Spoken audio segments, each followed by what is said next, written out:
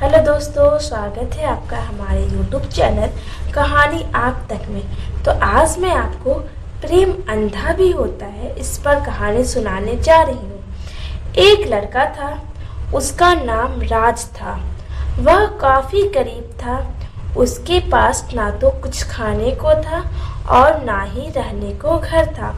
वह अपने दोस्त के घर रहा करता था। उसने एक छोटी सी कंपनी में पेंटिंग का काम करना शुरू कर दिया। धीरे धीरे उसके पास काफ़ी पैसे भी हो गए। बाद में राज काफ़ी धनी भी हो गया, लेकिन अभी भी उसके अंदर कुछ कमी का एहसास होता था।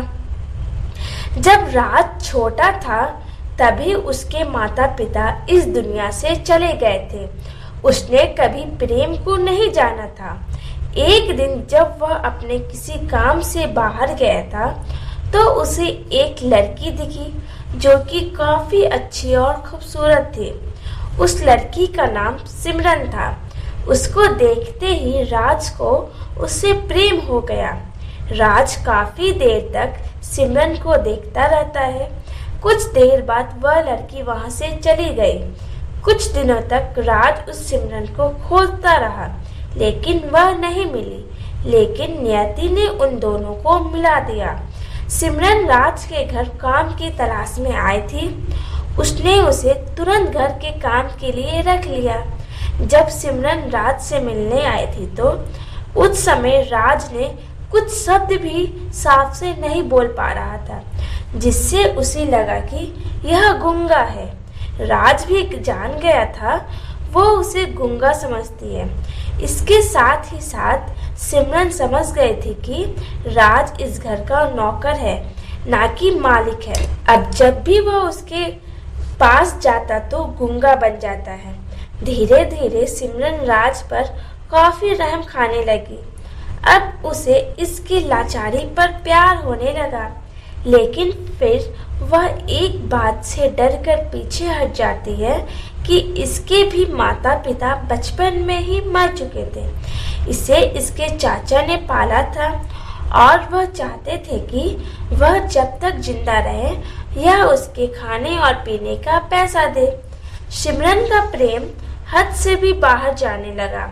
उसके एक खांसी पर भी वह दौड़ के राज के पास पहुंच जाती थी। अब वो भी समझ गया कि इसे मुझसे प्रेम हो गया है। उसने पहले सिमरन के बारे में सब कुछ पता किया। जब उसे सब पता चल गया तो वह बहुत रोने लगा, क्योंकि उसने गूंगे होने का झूठ बोला था। अब वह दिन रात रोने लगा। सिमरन अपनी सैलरी में से राज के इलाज करवाने को कहती थी। एक दिन सुबह ही उसे पता चला कि राज हॉस्पिटल में भर्ती है। वह दौड़ते हुए जब हॉस्पिटल में पहुंची तो उसने देखा कि वो बेड पर बेहोश पड़ा हुआ है। उसके आसपास काफ़ी मशीन लगी हुई थी। जब वो डॉक्टर के पास पहुंची तो वहां पर डॉक्टर ने उसे बताया कि राज अब बोल नहीं सकता है। उसने अपनी जीभ को काटने की कोशिश की है। इसके साथ ही उस डॉक्टर ने उसे एक पत्र दिया।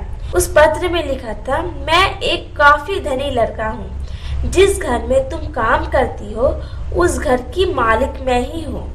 लेकिन इसके साथ ही मैंने तुमसे एक बहुत बड़ा झूठ बोला है कि मैं एक गूंगा हूँ।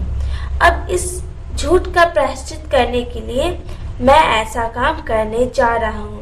इसके साथ ही तुम मेरे घर से मेरे मैनेजर से पैसे को लेकर अपने चाचा को दे देना और एक नई जिंदगी की शुरुआत करना। अगर हो सके तो मुझे माफ़ कर देना, तुम्हारा दोषी। इस पत्र को पढ़ने के बाद उसकी आंखों में आंसू भर आए। वह दौड़ते हुए मंदिर में गई। उसने भगवान के सामने कसम खाया कि जब तक वह बोलने नहीं लगता है तब तक वह कुछ नहीं खाएगी, भले ही वह मर क्यों नहीं जाए। इधर डॉक्टर भी उसका इलाज कर रहे थे। ईश्वर ने दोनों की मन की बात कबूल कर लिए और अब राज बोलने लगा, लेकिन वह अपनी याददाश्त को खो गया। अब उसे कुछ भी नहीं याद था। अब इसके बाद सिमरन ने उसके याददाश्त के लिए काफ़ी कुछ किया, लेकिन याददाश्त ना आ सका। कहते हैं ना, अगर प्रेम की नींव को झूठ पर रखा जाए तो वह गिर ही जाता है। बस ऐसा ही हुआ राज और सिमरन के साथ। अगर आपको हमारी कहानी अच्छी लगी हो तो हमारे चैनल को सब्सक्राइब करें और कमेंट करना बिल्कुल भी ना भूलें। Thanks for watching.